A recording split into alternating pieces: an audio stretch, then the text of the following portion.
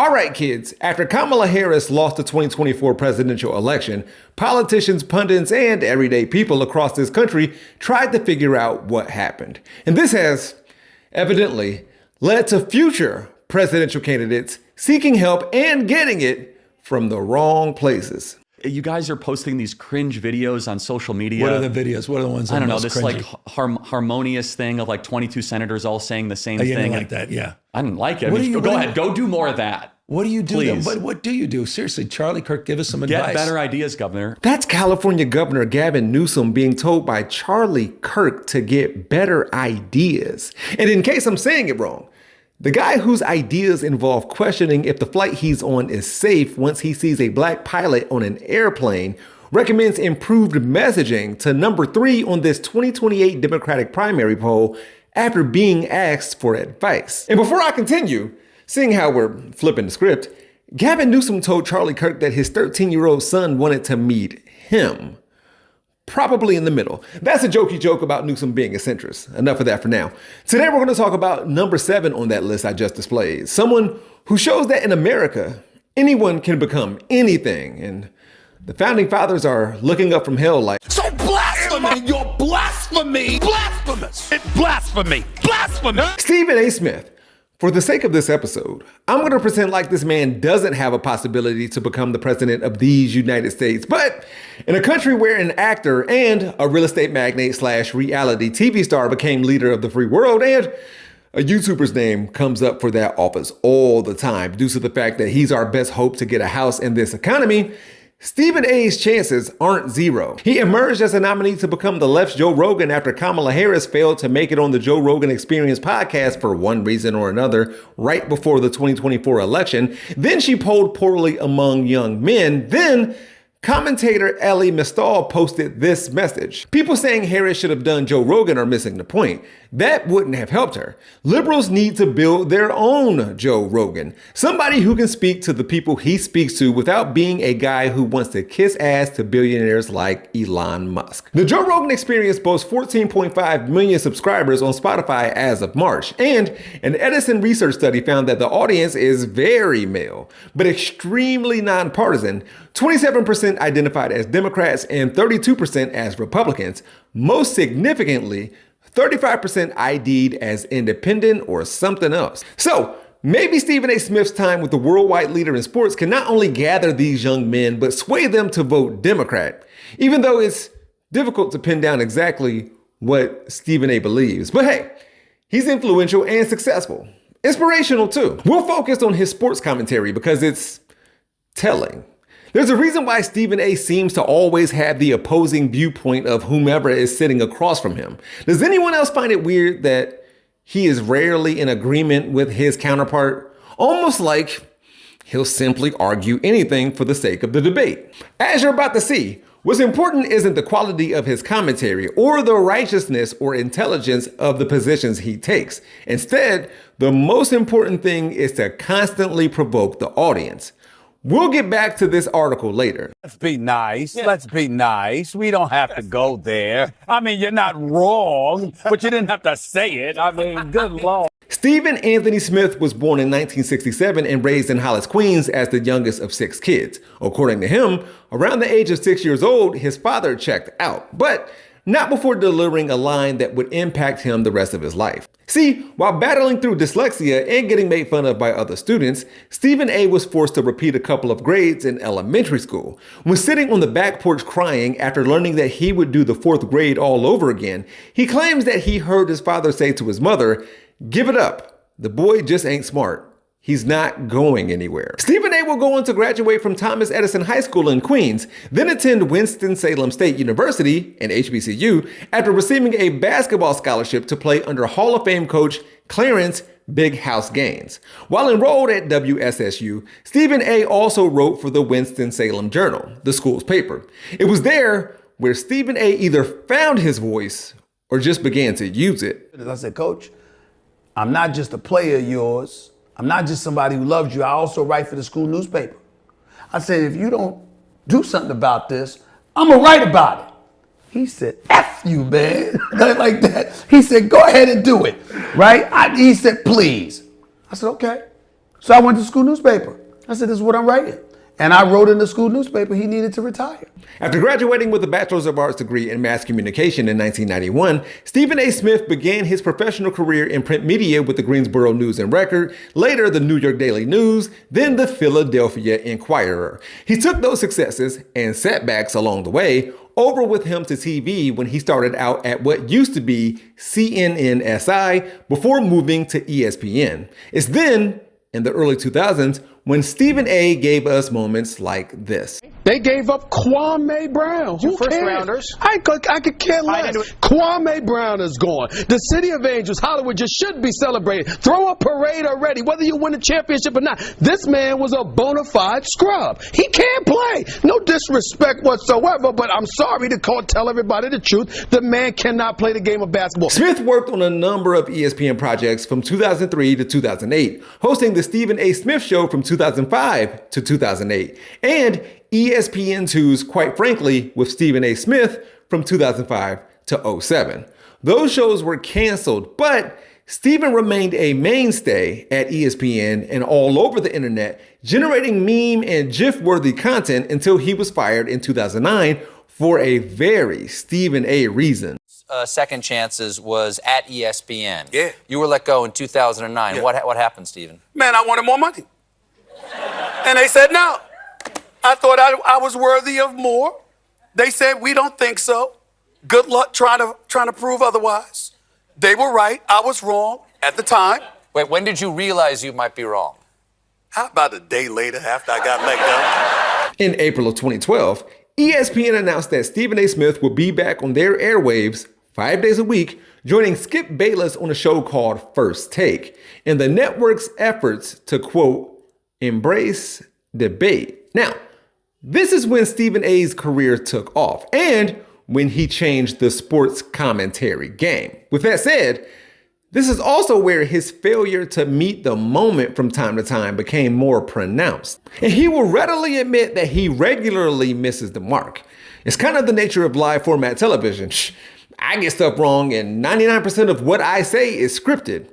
I mispronounced Lettucey's name a few weeks ago and messed up my own PG Lang A minor joke while editing that same video. So there's that. And I don't merely mean getting his predictions wrong, although he is bad at telling the future, I guess. No, his stances and takes on women have gotten him in trouble. We keep talking about the guys. We know you have no business putting your hands on a woman. I don't know how many times I got to reiterate that. But as a man who was raised by women this all my life, let's make sure we don't do anything to provoke wrong actions. I want to reiterate that he first said men have no business putting their hands on a woman. It all falls down after that. In 2014, former NFL running back for the Baltimore Ravens, Ray Rice, was captured on video dragging his fiance's, now wife's, unconscious body out of an elevator in a casino in Atlantic City. For that, Ray Rice was suspended 2 games, which a football player at that time would have gotten a longer suspension for popping Molly than for hitting Molly. Not too long after that, the video showing what actually happened in that elevator was released, and it showed Ray Rice knocking Janae Palmer out with 1 punch. So, on First Take, when Skip made it clear that domestic violence is bad and wrong and there's no excuse for it, Stephen A. made it seem like an athlete who could bench twice his wife's body weight and squat 5 times it could be provoked to hit her. Stephen A. was suspended. He apologized. Later, though, in his book, Straight Shooter, A Memoir of Second Chances and First Takes, he stated, Skip said what he'd said already. What was I going to add to the conversation? You're unbelievable. He could have nailed down the point. Stephen A. also claimed folks love to hate the player when they can't play the game. So, again, I don't know what he believes. During the 2016 NBA Finals, after the Golden State Warriors lost Game 6 to the Cleveland Cavaliers, who eventually won that series, Ayesha Curry tweeted that the game was rigged. Skip Bayless went normal human with his take, and Mr. A, on the other hand. As beautiful as everybody wants to say Ayesha Curry is, and she is, Savannah is something special. I'm here to tell you something right now. Ain't a man alive, particularly a black man, that's going to look at LeBron James' wife and not say that that woman ain't gorgeous. Well, she's wonderful inside and out. She sits there. She doesn't bring any attention to herself. She never tweets and goes out there and calls out the league and stuff like that. And nobody is more scrutinized than her husband. Highlighting women being quiet in reverence to their men, which, if he was going to speak on how what they say impacts their husbands, why didn't he include if Steph Curry and LeBron James want or require that from their women? You should know that Stephen A. isn't married and has 2 daughters. A man having or knowing women in proximity to themselves shouldn't make you recognize their humanity, but... And please don't take this as me saying that Skip Bayless is above or beyond Stephen A. Smith. This video could very well be about any number of talking heads and their stances. I'm showing instances of how the embrace debate thing got to Mr. A's head due to the TV format he helped to revolutionize. Homie can't help but do a top 5 or top 10 list when it's not even called for. Are you excited for this halftime show? I don't want to say I'm not excited. She's fantastic. That's not where I'm going with this. Okay, where you going? Ladies and gentlemen, she's a lot of things. She's spectacular, actually. Yes. And congratulations on new mamahood. Yes. There's one thing she's not. Uh-huh. She ain't Beyonce. Less egregious than the previous examples I used, sure, but man, it's hard for him to turn that debate stuff off. And we could get into how Stephen A. can't stand getting cooked, especially by women. Here's Monica McNutt telling him about himself when it comes to his coverage or lack thereof for the WNBA. But then there's JJ Redick explaining to Stephen A. Smith that he really doesn't know ball like he thinks he does. Not to mention Jay Williams reminding him that his response to Aaron Rodgers, a white NFL quarterback, was much more subdued than what he had for Kyrie Irving, a black NBA point guard. Speaking of how Stephen A. goes harder on black men and how black people may perceive him. I'm in the streets. Max almost seems blacker than you, Stephen A. with what he's coming, with his commentary. With all due respect, my brother. I'm just saying, dog. Wait a minute, wait to finish. I'm just saying. I'm going to check you right now. You don't cross the line. I'm just saying. Time. Wait a minute. You don't cross the line. I don't agree with Terrell Owens, and I'm not with questioning black people's blackness or saying that a white person is blacker than a black person for whatever the reason. And this is not the most scientific thing that I'm about to say, but Stephen A. Smith's sociocultural takes come off as him giving himself plausible deniability. Oh, I call out black people and Democrats more often. I hold them to a higher standard. He didn't keep that same energy during a recent discussion that he had with Representative Hakeem Jeffries when they were both waxing poetic about how the left has more smoke for the two of them than we do for Republicans. And if that's the case, you can't say that we're biased or partisan either. Along those same lines, if we're saying Stephen A. is a leftist, which kind are we talking about? Kristen Sinema? Joe Manchin? Nancy Pelosi? How far left are we talking here? A foot or two from the centrist? Because America's middle is the right compared to the rest of the world. Re Gavin Newsom and Kamala Harris. Stephen A. is on record as saying that he is an independent and was a Bernie bro, which reminds me of someone else. Yeah, I went to the inauguration, How was that? Bizarre. But I don't consider myself a Republican. I don't consider myself a Democrat either. I consider myself an American. Mm-hmm. I'm a human being. Mm-hmm. And there's a lot of things that the Democrats believe that I believe too. Mm-hmm. There's a lot of things that they say that I say that makes a lot of sense to me. Mm-hmm. And there's a lot of things that the Republicans say that makes a lot of sense to me too. And the idea that I have to ignore things that make sense to me because it's coming from the wrong team is just stupid. If who you voted for or supported in the past represents what your current political ideology is, then I'm on the right. I voted for George W. Bush 20-something years ago. Regardless, Democrats need their own Joe Rogan. We had our own Joe Rogan. Joe Rogan endorsed Bernie Sanders in 2020. Okay. We, the far left, apparently hate Joe Rogan for no reason. He's just a man's man who's having conversations with people and the other side of the aisle is trying to cancel him. The American people don't talk no more. We're so divided. Is there a problem with billionaires and tech bros using his audience as a sounding board for right-wing talking points in order to avoid paying their employees and being taxed at a higher rate? Meanwhile, Stephen A. has been all over conservative media, and he invited Candace Owens on his show. He provided no pushback and didn't ask her any follow-up questions. If Stephen A. were to be the Joe Rogan of the left, we need to know who or what Joe Rogan is. And since I don't, I'm going to view him through the eyes of the A. When Rogan reportedly signed a $100 million deal with Spotify in 2020 and a $250 million deal with them in 2024 for the broadcast rights of the Joe Rogan Experience podcast, Stephen A. said, "Competition makes the world go round. But so does someone who sets a high standard. And Joe Rogan, before anybody hates, and I'm not saying there's a whole bunch of haters out there because there's no reason to, but you never know. Joe Rogan deserves our respect, and from somebody in my position, appreciation for showing us the way." Rogan and Smith are fans of one another. They've worked together, seeing how ESPN will give Stephen A. opportunities to do UFC as well. Smith provided commentary after UFC 246 and called Cowboy Cerrone a quitter for his 42nd TKO loss to Conor McGregor. It's fascinating how the person who has more expertise in that field saw things differently. But there's a lot of currency in being a Stephen A. Smith. You know, he's really entertaining. That shit talking that he does, he's a guy that's fun to watch. He talks a lot of shit, he gets real loud, and everybody disagrees with him. And look, it's made him a fantastic career. That's why. And he carries that over to MMA. I think it's a bad idea. MMA is what Joe Rogan does. Stephen A. left a lot to be desired from his take, and he is entertaining.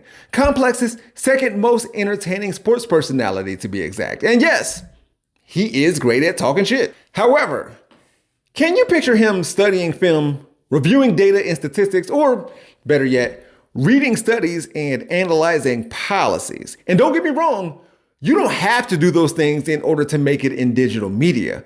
I'm great at those things in particular, and he has more of a following now than I ever will. But details and nuance aren't what Stephen A. Smith brings to the table.